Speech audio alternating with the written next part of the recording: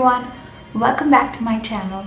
My name is Irene Phillip, and in today's video I'm going to be sharing with you all some tips on how to get yourself and your house ready for guests.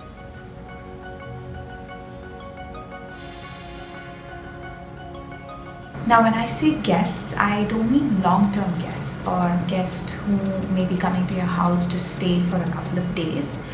But what I mean are guests whom you have invited over to your house for maybe a cup of tea or coffee or even a meal. Now some of the tips that I'm going to be sharing with you all in this video may not be something that is new to you. It may be something that you are already practicing, but I've tried to draw as much tips as I could from my parents and from other couples, and I've also drawn from my own personal experience over the past 2.5 years. So whether you're newly married or unmarried and living with friends or even managing a house all by yourself, I really hope that these tips would be beneficial for you in mentally preparing yourself and also to make your house looking really calm and inviting for your guests. So without wasting much time, let's get started with the tips.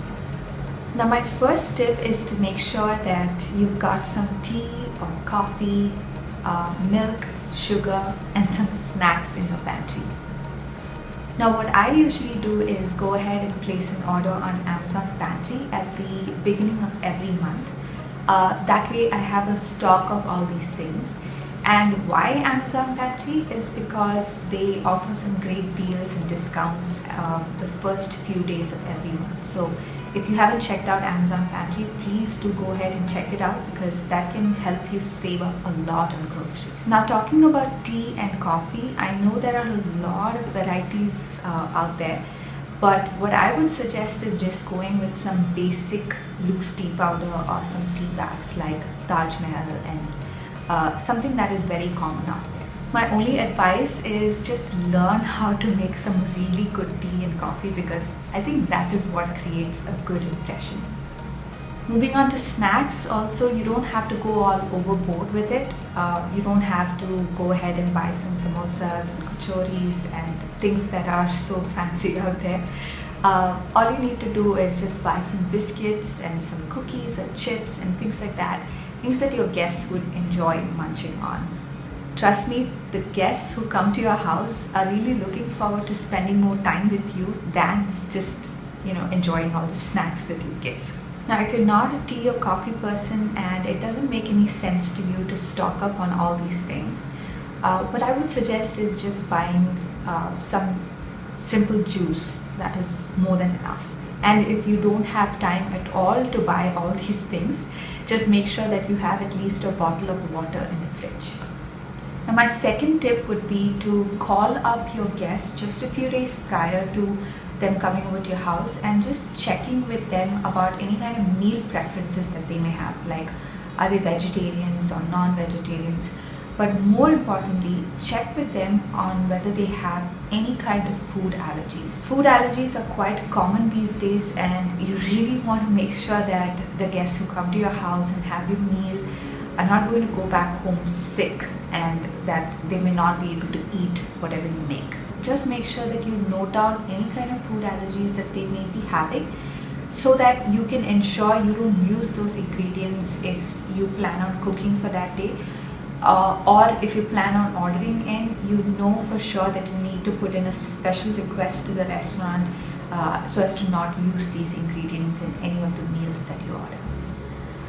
Now my third tip is mainly going to be for married couples, and that is to go ahead and resolve any kind of conflict with your spouse over any issues that may have just popped up right before guests are supposed to arrive. Now when you're married, like conflicts and arguments and disagreements, these things are actually bound to happen. It is quite unavoidable, but they're totally resolvable. To be honest, my husband and I, being fairly newly married, has had our fair share of arguments and disagreements right before guests were supposed to arrive. And trust me, it is never a pretty picture at all. The reason why I'm stressing on this topic is because if you don't resolve conflicts, no matter how much you try to cover it up, guests can actually sense that something is off. Like even children can sense that there is some tension in the air. Now, I'm no marriage expert, neither is my husband, but we've actually learned a few things. We're still learning, but we've actually learned a few things that has helped us actually resolve conflicts in a much easier way. So the first thing would be to not wait till the last minute to bring up an issue. Just talk about it beforehand and listen to each other and never interrupt each other. The second thing would be to come to a mutual agreement over the topic and just get rid of the notion that you're always right. Trust me, you're not.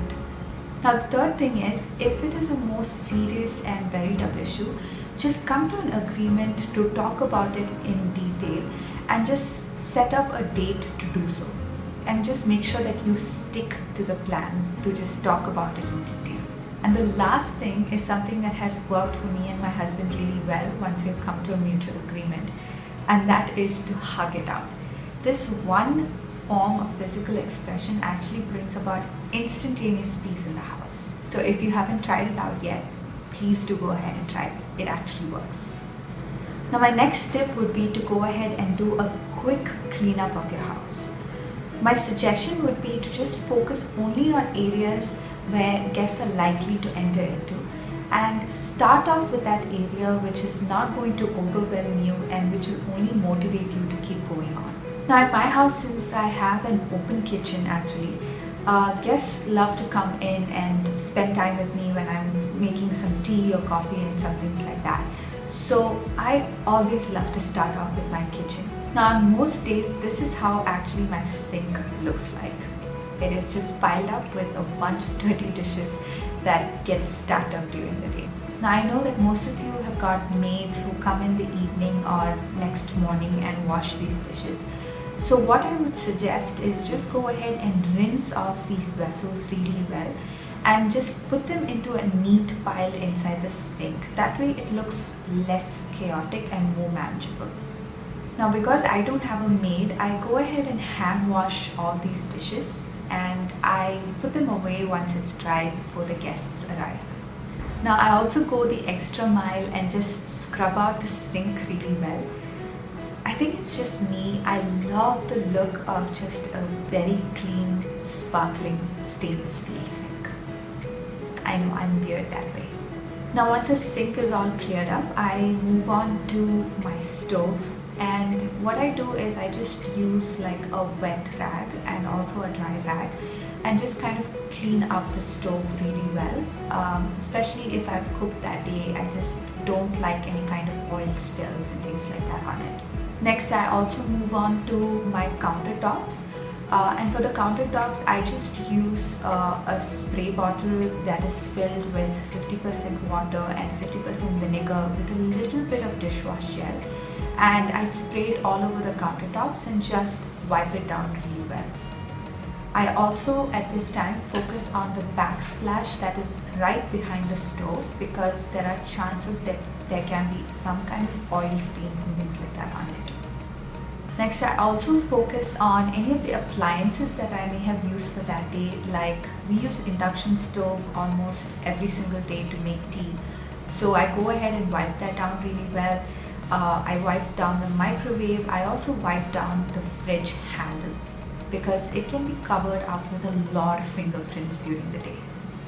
And after all this, I go ahead and do a quick vacuum or sweeping of the floors, because there might be some kind of crumbs and things like that which I don't want to spread into the rest of the house. And finally, I do a quick mop method.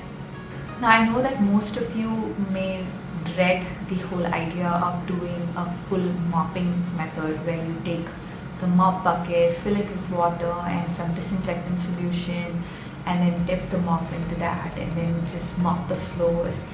I know it is quite a tedious task. I have been there too, and I do that sometimes, but on very busy days like these, it's important to do like a quick mop method.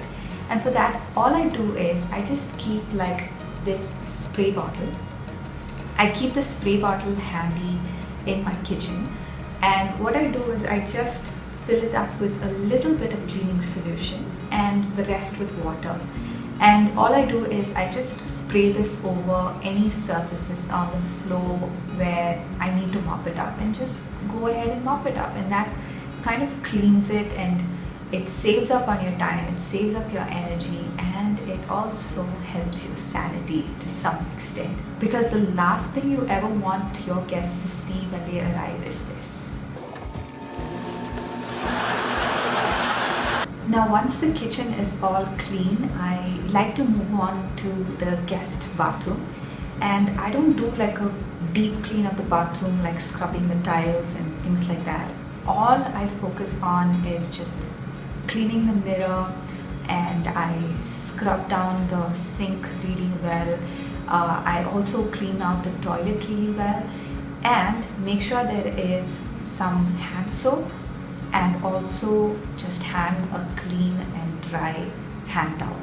That is all you need to make sure in the guest bathroom. And the final tip is to go ahead and straighten up the living area. So in my house, the living area is basically our living room where we have couches and guests are seated there.